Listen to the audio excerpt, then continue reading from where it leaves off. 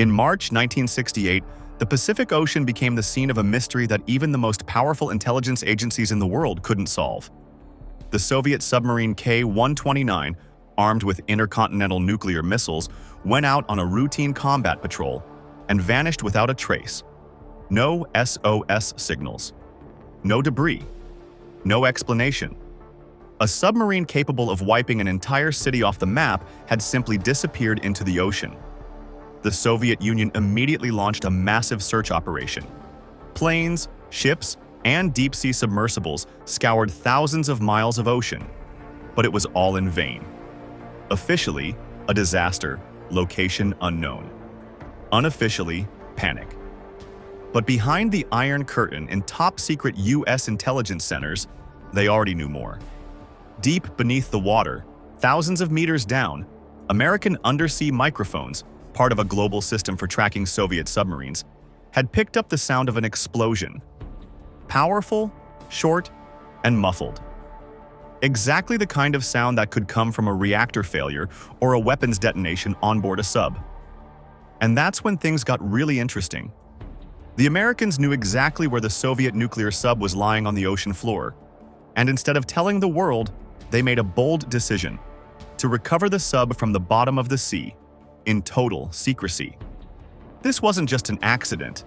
It was the first step in one of the CIA's most secret and ambitious operations, one that cost millions of dollars and nearly triggered an international crisis. And it all started with a mysterious disappearance in the cold, dark depths of the ocean.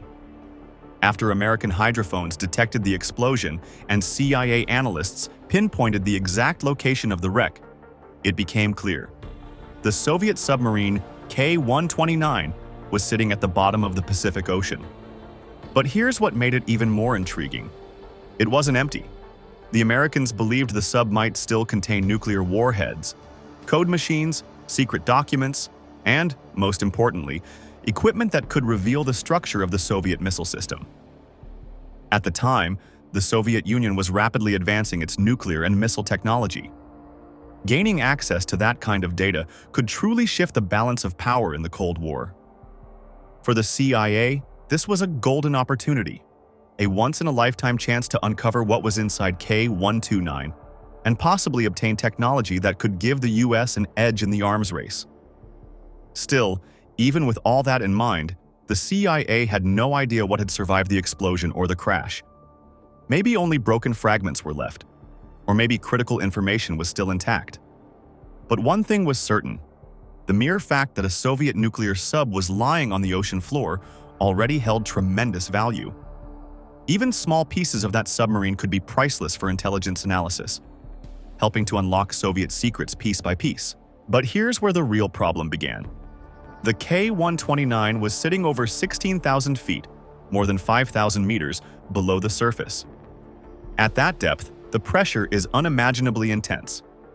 Ordinary technology couldn't even begin to consider lifting something as massive as an entire submarine.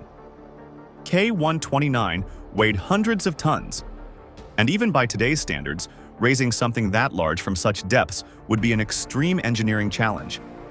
Back then, it was considered outright impossible. No one in the world had the technology to retrieve such a heavy object from that kind of depth. On top of that, recovering a submarine in secret, without using modern underwater robots or being spotted by satellites, seemed out of the question. That's when the CIA decided to take a bold step. If the technology didn't exist, they would have to invent it. Realizing they couldn't operate openly, the Americans understood one thing clearly: the mission had to stay secret at all costs. The moment US ships got anywhere near that part of the Pacific, the Soviet Union would know something was up and respond immediately. This operation couldn't be done using conventional means. The CIA needed full cover, total deniability, and that meant they didn't just need a new ship or a special lifting device. They needed to spark a full-blown engineering revolution within the limits of the technology available at the time. They had to design and build a special vessel capable of operating at extreme depths and handling massive, heavy objects. So, the CIA launched a cover operation, using methods that were not just unusual but downright eccentric. This wasn't just another CIA mission. It became a full-scale black ops project, involving massive resources and posing serious risks if exposed. It was a turning point, a moment when national interest and the hunger for intelligence dominance pushed the US to new heights in both engineering and espionage. And the man chosen to bring this crazy idea to life? One of the most eccentric figures in American business, Howard Hughes. A billionaire known not just for his work as an aviation engineer, but also as the head of a major corporation, a Hollywood film producer, and an unpredictable genius with a taste for outrageous ideas. His name was perfect cover. If Howard Hughes was building some bizarre new project, no one would blink. Just another quirky adventure by a wealthy inventor. That eccentricity was exactly what the CIA needed to hide what was really going on. The official cover story was this.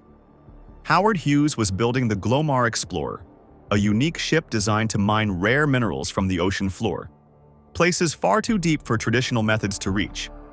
Officially, the project was about tapping into deep-sea deposits of metals and other valuable resources that regular technology couldn't access. It sounded ambitious, futuristic, and the press loved it. Most journalists bought into the story, which seemed completely believable. A revolutionary mining vessel made to extract materials from the most unreachable parts of the ocean. But the real purpose of the Glomar Explorer was far more interesting and highly classified. The ship was specifically built for a military mission. It was equipped with a powerful drilling system, a massive internal bay, and special recovery equipment that could reach several kilometers down into the sea. At the heart of it all were the so-called claw arms, giant mechanical grabbers designed to latch onto heavy wreckage from the ocean floor and bring it to the surface. To keep the operation hidden and avoid raising suspicion, the CIA spent over $350 million on the project, which would be worth more than $2 billion today. It was a massive investment, but the potential payoff was enormous. Even as the ship was being constructed, no one on the crew knew the real mission. Each person only had access to their specific piece of the job, and no one could imagine that this ship was built for a task that would have seemed like science fiction just a few years earlier. The Americans weren't just building a one-of-a-kind engineering marvel. They were launching one of the largest and most secretive technical operations of the Cold War. They designed a vessel not only capable of recovering pieces of a Soviet nuclear submarine from the deep Pacific Ocean, but doing so completely under the radar, without disrupting the international balance of power. The secrecy was so tight that even some key players in the operation had no idea what it was really about. And then, when the ship was finally ready, the mission entered its most critical phase: deployment. The Glomar Explorer headed out to sea under the watchful eyes of the world. Everyone believed it was about to begin a deep-sea mining expedition, but no one suspected that beneath this completely normal-looking mission was one of the most secretive CIA operations ever attempted, an attempt to recover a Soviet submarine from the ocean floor. From this point forward, the Glomar Explorer story takes a dramatic turn. The ship sailed into the Pacific, and the world followed the mission with interest, never realizing that what they were watching was actually the cover for one of the most daring covert operations in US intelligence history. It became a symbol of how massive military missions can be hidden in plain sight, disguised as ordinary civilian projects. In 1974, after months of preparation, the operation, codenamed Project Azorian, officially began. Interestingly, the name may not have been random.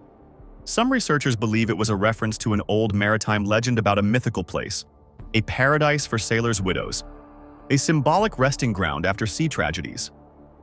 If true, it was a fitting metaphor. The mission was about recovering a lost Soviet submarine from the depths of the ocean. To the outside world, the Glomar Explorer was just a massive ship built to mine minerals from the ocean floor. But hidden inside was a one-of-a-kind system designed to do something no ship had done before: lift sections of a massive submarine from extraordinary depths. And so the operation began. The enormous ship, equipped with advanced deep-sea machinery, slowly lowered its gear into the dark void of the Pacific Ocean. The giant mechanical claws, custom-built for the mission, began carefully descending toward the wreck of the Soviet submarine. With every meter, the tension on board rose. It felt like the mission was on the verge of success. The submarine was almost within reach. And then, it happened. The claws successfully grabbed part of the submarine and began hoisting it up toward the surface. Everyone on board held their breath. This was the moment, the payoff for years of planning, secrecy, and hundreds of millions of dollars. The machinery was working. The sub was coming up.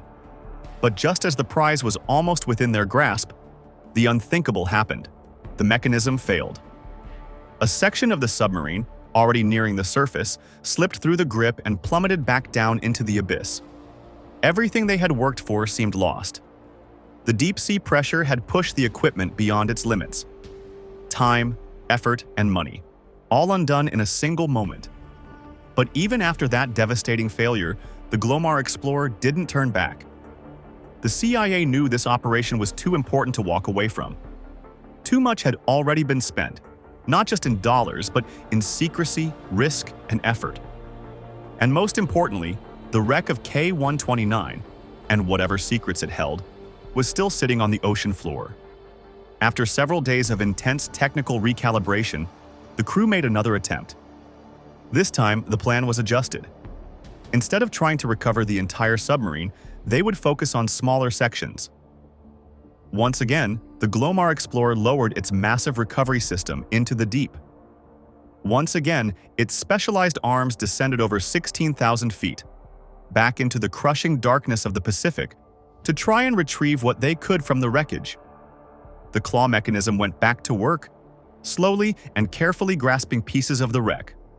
At first, it recovered outer panels and structural fragments, confirming without doubt that the remains truly belonged to the Soviet submarine K-129. Then came something even more important. They began lifting parts believed to be nuclear missiles. Even fragments of a missile represented a huge breakthrough, offering rare insight into Soviet weapons technology. As the recovery continued, technical experts aboard the Glomar Explorer worked tirelessly to preserve the wreckage as intact as possible. The challenge was immense. With every lift, the structural integrity of the debris weakened. The intense pressure at such depth had compromised much of the sub, and if a piece broke apart mid-lift, it could sink beyond recovery. Despite the difficulty, the team slowly began to retrieve more valuable material. One of the most important discoveries was a section of the submarine's radar equipment. It offered a rare glimpse into Soviet underwater target detection systems and revealed they were using different technology than what was standard in American submarines at the time. Perhaps even more valuable were fragments of classified documents and pieces of encryption equipment recovered from the wreck. These finds were a goldmine for U.S. intelligence analysts. Not only did they provide clues about Soviet technology, but some of the codebooks and devices helped analysts decipher portions of Soviet communications, a potential game changer for strategic planning. Still, not everything went according to plan. Repairing the equipment after each failed lift took up precious time. The debris was so damaged and heavy that every attempt to recover it became a high-risk technical nightmare. At times, it seemed impossible that the team would recover anything more. But eventually, the Glomar Explorer succeeded in retrieving several critical components. The mission ultimately shifted from trying to raise the entire sub to salvaging whatever could be brought up. When that phase ended, the Americans had recovered parts of a missile system, sections of encryption hardware, and scattered documentation fragments, all of which were later analyzed in military labs and intelligence centers across the U.S. Operation Azorian was carried out under the highest level of secrecy. Only a small group within the U.S. government even knew it was happening. Every effort to recover the wreckage of the Soviet sub K-129 was classified. But as with many massive operations, the secret didn't stay buried forever. In 1975, nearly a year after the mission, journalists from the Washington Post and the Los Angeles Times got wind of the story. They discovered that the United States had conducted a secret project to recover pieces of a Soviet nuclear submarine from the bottom of the Pacific Ocean using the Glomar Explorer. The leak was a bombshell. The operation had major implications for national security, and the CIA was caught completely off guard.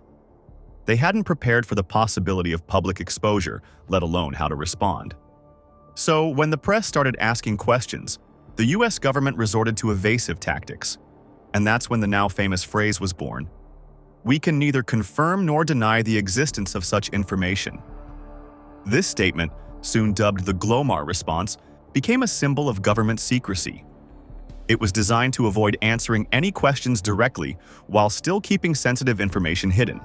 Press secretaries and government officials insisted there was no such operation, and even if there had been, they couldn't comment on it. But despite the denials, journalists and the public kept digging. The information they uncovered was too compelling to ignore. Over time, reporters pieced together more details.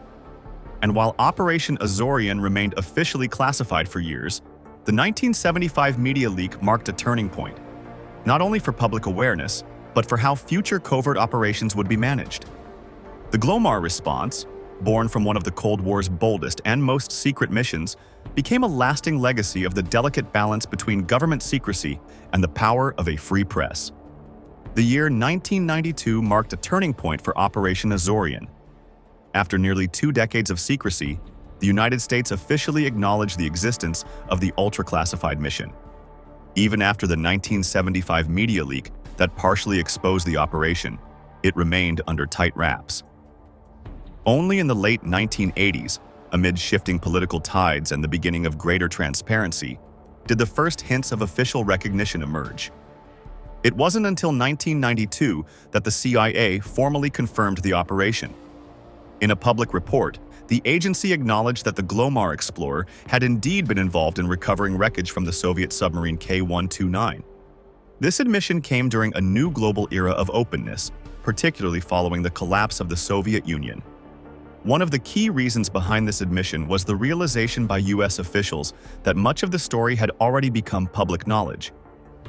With the Cold War over and the original national security risks diminished, continuing the veil of secrecy was no longer seen as necessary. For the first time, the CIA admitted that the mission was never just about scientific research or deep-sea exploration. The goal was to recover critical Soviet military technology, including missile systems and encryption equipment, to help the U.S. advance its own weapons programs and decode Soviet communications and military strategies. The story of Operation Azorian was so compelling and mysterious that it inevitably captured the attention of filmmakers, journalists, and conspiracy theorists alike.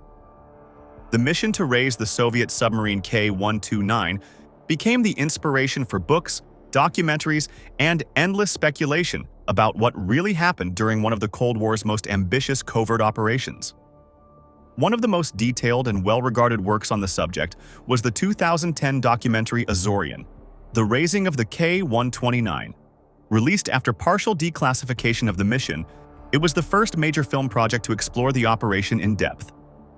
The documentary pulled together everything that was publicly known, from the complex deep-sea engineering to the political and military stakes of the time. It featured interviews with former participants, military technology experts, and intelligence analysts. The film examined the enormous technical challenges faced during the recovery and shed new light on aspects of the mission long hidden from public view. While it was praised for its thoroughness, the film still left many questions unanswered, and the legend of Azorian only grew. Conspiracy theories. What did the Americans really bring up? Even after the 1992 official report, speculation didn't stop. Many wondered whether the U.S. had recovered more than it admitted. Although officials confirmed that parts of the submarine and some of its equipment were brought to the surface, some believe there's more to the story. That critical materials or sensitive documents may have been retrieved and kept secret. Did the CIA find the full missile system? Were Soviet nuclear warheads recovered and studied in secret labs? Were parts of the crew found? And was there a burial at sea, as rumored? These unanswered questions have fueled countless theories and debates over what actually happened beneath the surface of the Pacific.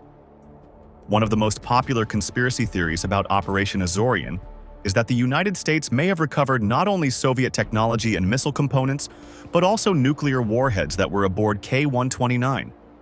According to some theorists, this could have been one of the operation's primary motivations. If true, it would have represented a massive strategic victory for the U.S., offering a rare chance to study Soviet nuclear weapons technology, potentially helping to improve America's own nuclear deterrent systems. Other theories suggest that not all of the wreckage was recovered.